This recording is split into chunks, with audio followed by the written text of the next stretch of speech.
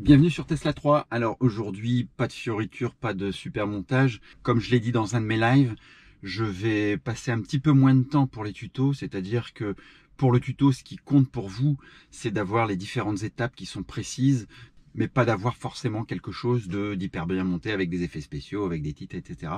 Donc je vais aller à l'essentiel pour les tutos, pour me concentrer un petit peu plus sur, par exemple, la review de ça, la review de cet écran additionnel, où je soignerai un petit peu plus la présentation. Donc on passe tout de suite au tuto, au démontage, et on se retrouve après le démontage pour faire la prise en main de cet écran-là. Ça sera pas la review. La review, elle est en fiche ici. Vous cliquez dessus si vous voulez voir la review. C'est parti.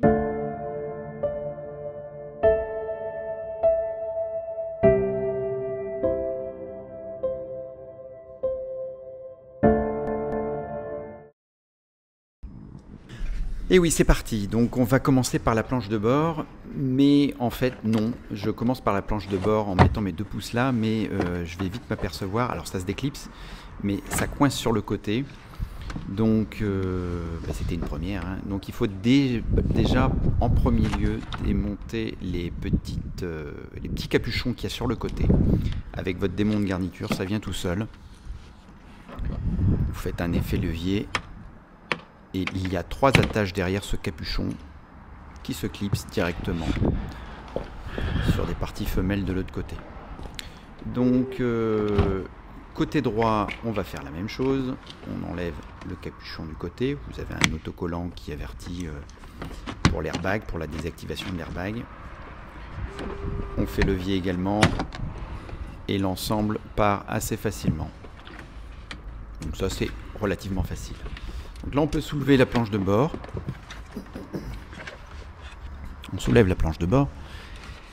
Là, je suis repassé à gauche et vous allez voir de ce côté-là. Alors, une fois qu'on a soulevé, on peut légèrement tirer vers soi, vous voyez, mais ça coince toujours à droite. Donc, il faut que je repasse de l'autre côté. Si vous êtes à 2, c'est plus pratique. Si vous êtes seul, vous faites des allers-retours à gauche et à droite. Donc là, vous allez voir la petite partie en plastique que je vais tenir dans mes mains. Elle va se détacher également. Ça se clipse côté droit, vous voyez. Là, elle se détache, ça se remet. Côté gauche, ça ne s'enlève pas. Alors, je ne sais pas si elle s'est décollée de ce côté-là. Je regarderai ça au remontage. Voilà. Donc là, vous ne forcez pas surtout, hein. Vous regardez comment c'est fait en dessous, où sont les fixations si ça coince. Et au bout d'un moment, ça vient avec. Voilà, donc ça, on va la mettre de côté. On regarde de l'autre côté, voir un petit peu comment c'est fait.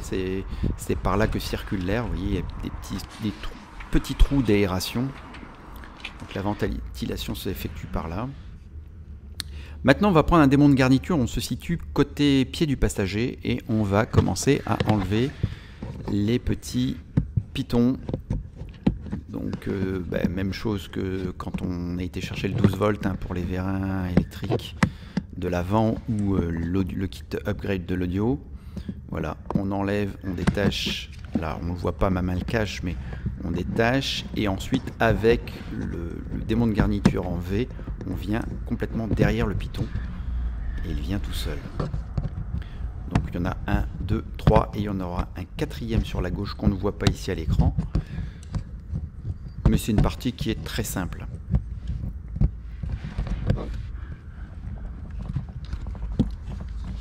Je dis très simple parce que ça va quand même se compliquer. Alors il faut savoir que ce tuto, au départ, je me disais, à vue de nez, c'est une difficulté, allez, on va dire 2 sur 5.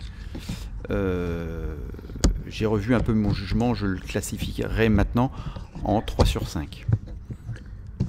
Parce que, on va le voir, il y a une difficulté, c'est une difficulté d'accessibilité au connecteur qu'on va justement aller chercher là. Là, on déconnecte la LED. Donc il y a un petit onglet, on appuie dessus et on tire sur le fil.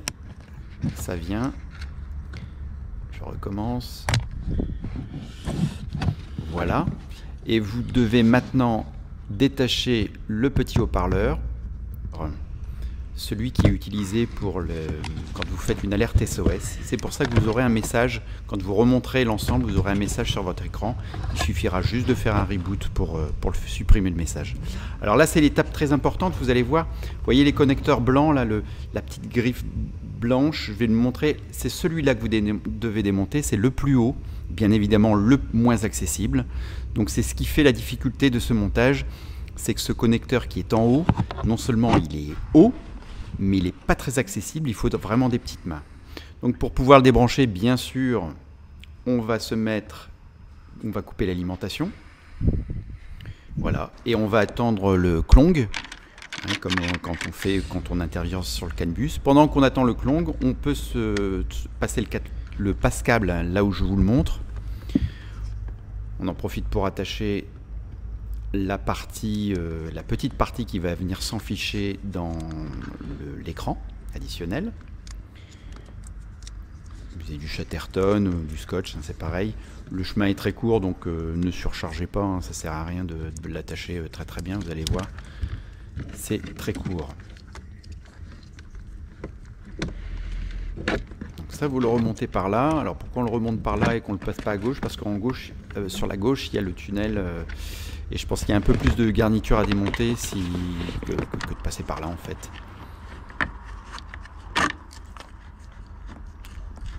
Voilà, donc là on retire la partie qui va aller s'enficher dans l'écran. On tire au maximum, il y a assez de mou hein, pour l'ensemble. Petite précision, voilà, le câble il va venir se placer le long ici. Je vous conseille de mettre du Chatterton ici, le scotcher dessus parce que ça évitera des petites vibrations au moment où vous allez mettre la ventilation. Il ne suffirait pas d'avoir des bruits de mobilier supplémentaires quand vous avez fait ce montage. Donc voilà, j'ai débranché, je ne l'ai pas montré parce que de toute façon c'est tellement inaccessible qu'on ne peut pas filmer. Donc j'ai débranché le connecteur gris, donc le deuxième, celui qui est en haut.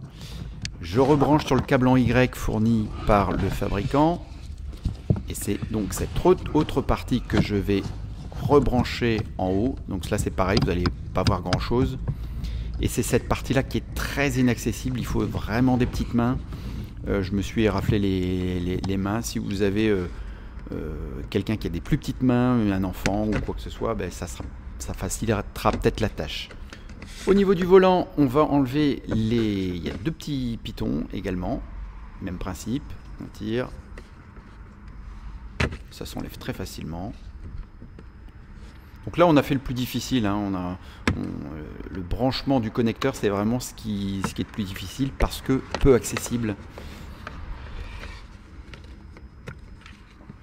Alors vous avez vu que mon écran s'est rallumé, c'est parce que je me suis assis sur le siège passager, sur le siège conducteur et à mon avis il y a des capteurs qui font, où j'ai appuyé sur le frein, je ne sais plus, et donc ça s'est rallumé. Mais c'est pas grave, maintenant le câble en Y étant branché, il n'y a pas de souci. Alors là on tire fort vers le haut, vous voyez l'ensemble vient. C'est juste au niveau de l'avant qu'il y a un petit peu plus de difficulté. Alors on fait un effet de levier comme je le fais là. Malgré cela, alors je ne sais pas si ma patte était... J'ai cassé une petite patte. Je ne sais pas si elle était cassée d'origine ou parce que j'ai pas retrouvé le petit morceau. Voilà, donc là vous allez le voir. J'ai un petit ergot qui a cassé. Bon, c'est plus un guide qu'un ergot parce que les clips se situent derrière les commodos. Hein. Ça, ce sont plus des guides. Voilà. Donc cette chose-là, on va la récupérer, on va le voir après.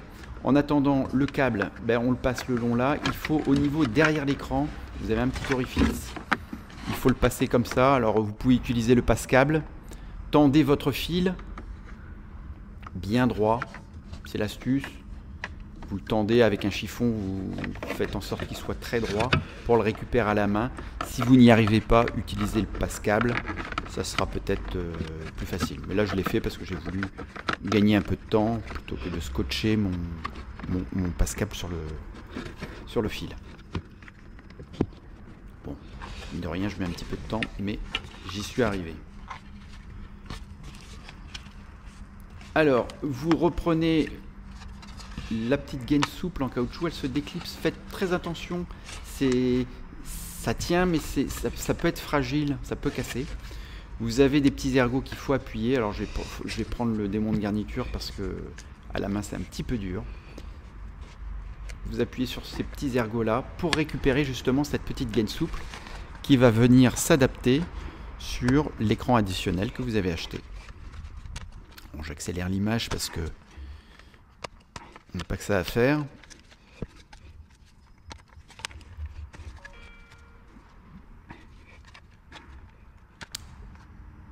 Voilà, et là on va y arriver.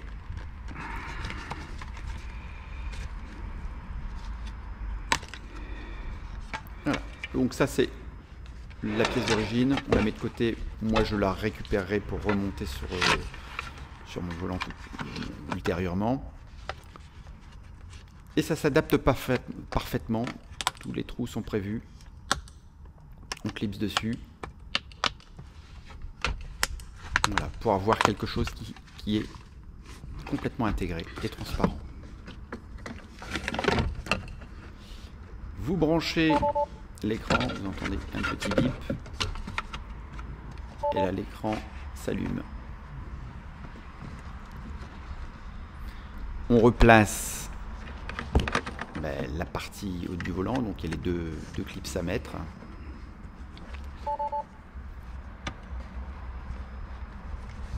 Trompez pas de sens, voilà, il faut bien le tour. Ouais, non, voilà, faut le mettre comme ça. Si vous entendez les bip bip, c'est parce que avec mon bras, j'appuie sur, je manipule sur les commodos. Et lui, comme il est en mode parking, il dit non, la portière est ouverte, donc je peux pas faire ce que tu me demandes.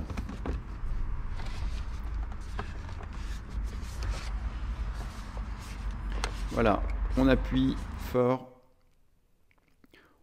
On accélère le remontage parce que de toute manière, ça ne... Voilà, il faut juste reprendre les opérations à l'envers. Vous pouvez faire des arrêts sur image si vous voulez. J'ai remonté l'ensemble. Donc nous passons à la prise en main de cet écran-là. Ce n'est pas la review, c'est la prise en main. La review, comme je vous l'ai dit, elle est en description et en fiche. Là je vous indique juste la mise en route. Donc pour pouvoir contrôler cet écran, changer le langage et toutes les options qu'il y a dedans, ça va se passer avec la molette de droite, c'est-à-dire que vous appuyez sur la molette et là vous avez un menu qui s'affiche.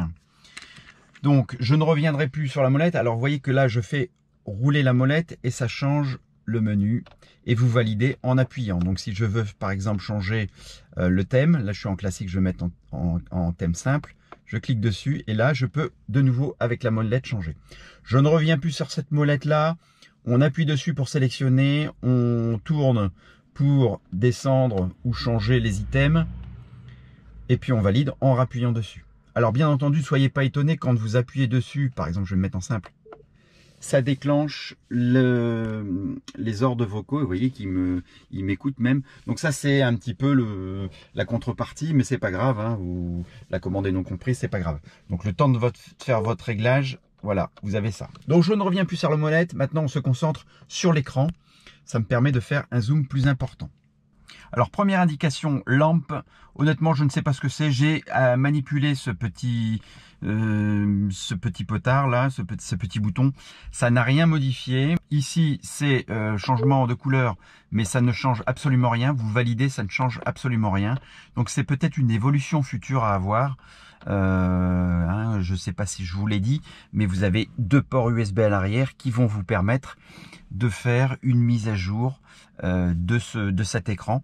Donc des mises à jour futures. Donc au bout d'un certain moment, il faut appuyer dessus parce que le menu disparaît.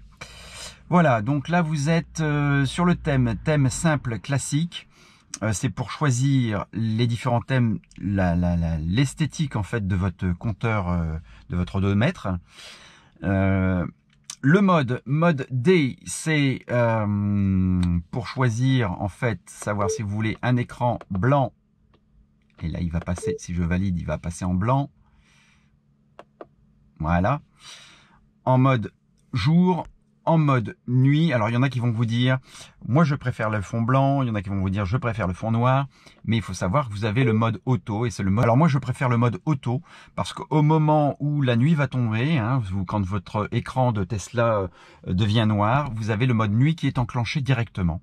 Et donc, ça vous permet d'avoir quelque chose qui est un peu moins éblouissant la nuit. personnellement, j'aime bien les deux modes. J'aime bien le fond blanc de jour, mais j'aime bien ne pas trop être ébloui. Surtout que l'écran il est quand même très lumineux. Donc sur ça, c'est un point positif. Le time format 12h-24h, moi je suis en 24 heures. Hein. Si vous êtes en 12 heures, vous allez avoir des PM et des AM, hein, le système anglais, américain. Vous avez ici le choix entre 3 types de roues. Alors il y a les 19 pouces classiques, il y a les Aero Wheels, et puis vous avez un troisième format qui n'existe pas selon moi chez nous. En tout cas, je l'ai pas encore vu. Vous voyez, là, je viens de le changer et ça change immédiatement sur l'indicateur de gauche. Si vous descendez encore une fois, vous avez ici le langage. Alors, vous voyez, ça doit pas passer normalement. Hein. On voit que c'est un prototype. Là, vous avez le choix entre le chinois ou l'anglais. Donc, voilà, cherchez pas le français, il n'y est pas, ou du moins pas encore. Peut-être que ça viendra un jour lors des mises à jour. Faut que j'aille en bas. Le time zone, je me suis mis en GMT. Par défaut, il va vous mettre en GMT, Greenwich Meridian Time, c'est-à-dire que c'est le fuseau horaire de Greenwich. La couleur de la voiture, donc c'est celle-là. Vous pouvez, si vous voulez vous amuser, entrer différentes couleurs. Vous voyez, je peux mettre rouge si je veux. Donc, mais bon, ma voiture est blanche. Je suis fidèle à la couleur de ma voiture et je vais rester en auto. En auto. C'est-à-dire qu'il va reprendre la couleur de l'écran de droite. Voilà. La version info, donc c'est là que vous ferez votre upgrade lorsqu'il y en aura de disponible. Vous avez ici toutes les données des différents firmware. Factory, c'est pour une remise en route en mode usine. Puis vous avez un QR code, à mon avis, ça mène directement sur le site pour les mises à jour. J'ouvre dans Safari. Qu'est-ce qu'il me met? ioplus.cn. CN pour Chine. Bon, on va attendre qu'il cherche. Pour le moment, il n'a rien. Donc, à mon avis, le site est un peu en carafe ou n'existe pas encore. Ça sera pour les mises à jour futures. Je vous rappelle que ce modèle-là, c'est vraiment dans les premiers modèles. Je suis dans les premiers avec certains aux États-Unis à l'essayer. Donc tout n'est pas parfait, mais ça viendra, je suppose, avec le temps. Et vous voyez ici en mode pause, il vous met un grand 3 pour modèle 3 avec l'odomètre. Merci de votre attention. Si cette vidéo vous semble utile, alors pas pour tout le monde, hein. Forcément, si vous ne montez pas cet écran, ce tuto ne vous servira pas à grand chose, si ce n'est à découvrir. N'oubliez pas le petit pouce bleu pour m'encourager et m'encourager la chaîne. Et puis si vous n'êtes pas encore abonné, sachez que ça me fait très plaisir quand je vois le nombre d'abonnés augmenter. Ça me permet d'avoir un meilleur référencement sur YouTube. Ça me permet aussi d'avoir un petit peu plus de poids vis-à-vis de ceux qui voudraient me faire tester du matériel de ce genre. N'hésitez pas à vous abonner, cliquez la petite cloche si vous voulez avoir mes autres tutos. D'autres tutos sont à venir. Certains d'entre vous le savent, je vais également recevoir l'écran additionnel de chez Ancho, le concurrent. Ça, c'est pas Ancho, hein, c'est Carda. Alors, je ne connais pas la marque. Je ferai un test complet également. C'est a priori un écran qui est assez différent de celui-là, déjà en termes de design, mais c'est surtout en termes de fonctionnalité. Prenez soin de vous et puis bonne fête de Noël. Ciao, ciao!